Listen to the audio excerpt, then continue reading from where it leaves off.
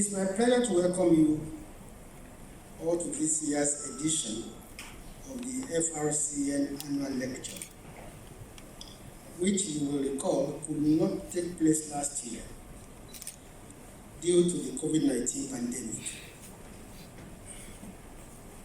The pandemic no doubt posed a serious challenge to the country as it affected every sphere of national life.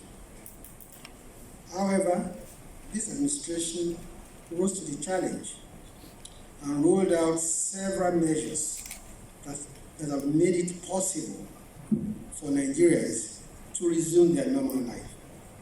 And that is the only reason we are here today for this annual lecture. The Federal Radio Corporation of Nigeria annual lecture has over the years been an avenue for the corporation to live up to its mantra of uplifting the people and uniting the nation, not only through its programming, but also through social responsibility platforms like this annual lecture.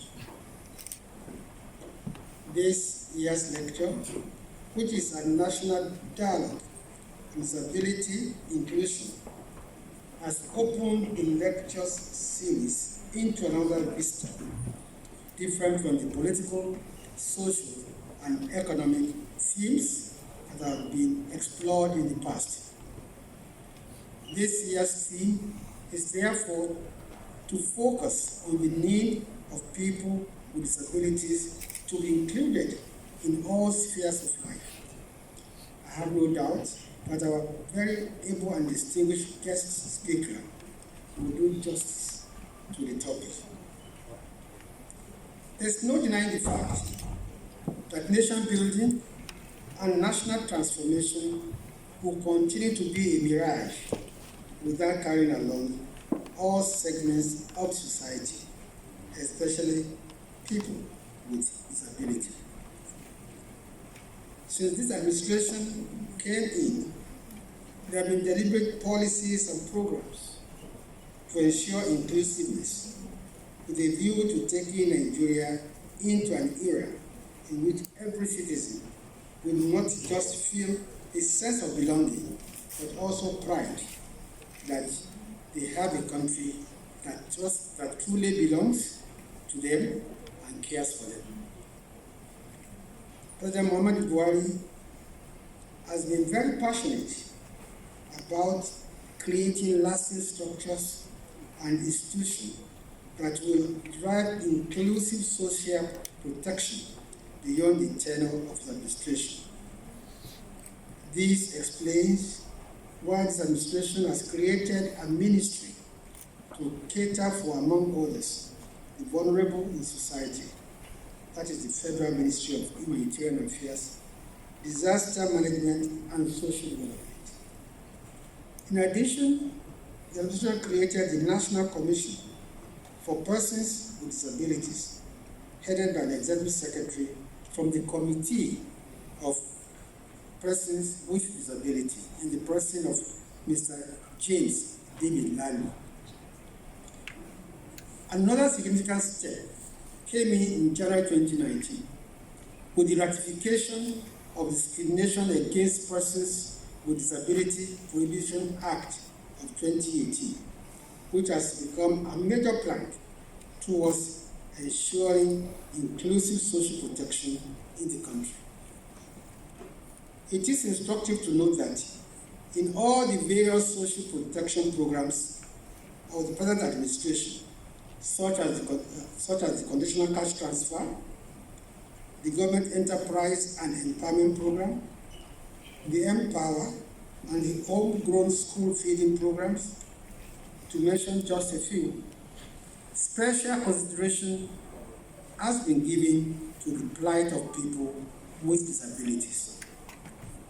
Let me now highlight some of the other achievements of this administration in fostering disability inclusion. Mr. President accepted and signed into law the Discrimination Against Persons with Disability Prohibition Bill in 2019. 2. Mr. President has clearly walked his talk by appointing persons with disability to top positions in his administration. They include 2 senior special assistants to the President on disability matters, another special assistant to the President on special needs, and 6 members of the Governing Council of the National Commission for Persons with Disabilities, and also an Executive Secretary of the National Commission for Persons with Disability who is from our community. The administration went further. It has included 100,000 persons with disability as beneficiaries of the conditional cash transfer.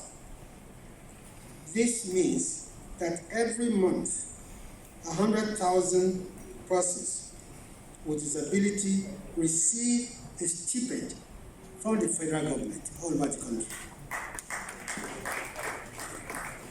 In addition, this administration has included 40,000 persons with disabilities in the Batch C, Stream 1 of the Empower program of the federal government.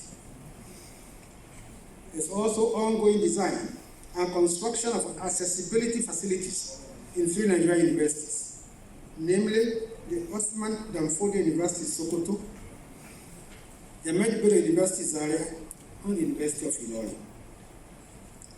There's also ongoing development of National Assistive Technology Scale-Up Strategy Roadmap in collaboration with Clinton Health Access Initiative.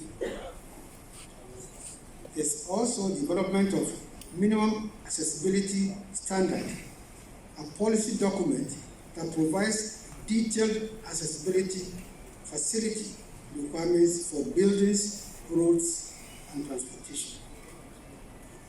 The Inspector General of Police has recently approved the establishment of disability services units in all Nigerian police formations in the country in partnership with the National Commission for Persons with Disability to curb discrimination and other ill treatment of persons with disabilities in Nigeria. The National Commission for Persons with Disabilities has commenced the enrollment of persons with disability in a special health insurance scheme, specially designed to commence with 800 pilot beneficiaries cutting across the Federation. The Federal Mortgage Bank of Nigeria, in collaboration with the National Commission for Persons with Disabilities, is currently developing a national accessible housing program for persons with disability in the FCT and the 36 states of the Federation, with a view to solving the housing needs of the disability community.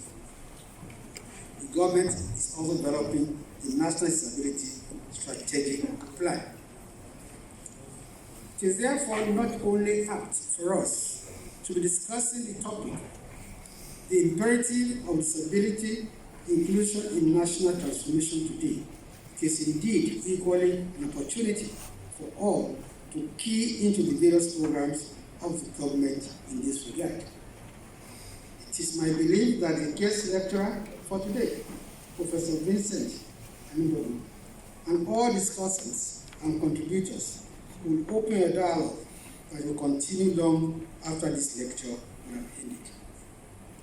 I must commend the management and staff of the Federal Radio Corporation of Nigeria for all the efforts and resources put into ensuring the sustenance of this national project, which is in line with the objective of the administration to make Nigeria a place of pride for all Nigerians.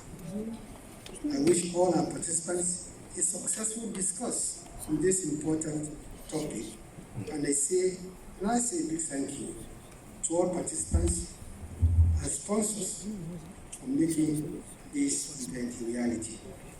I thank you all for your very kind attention.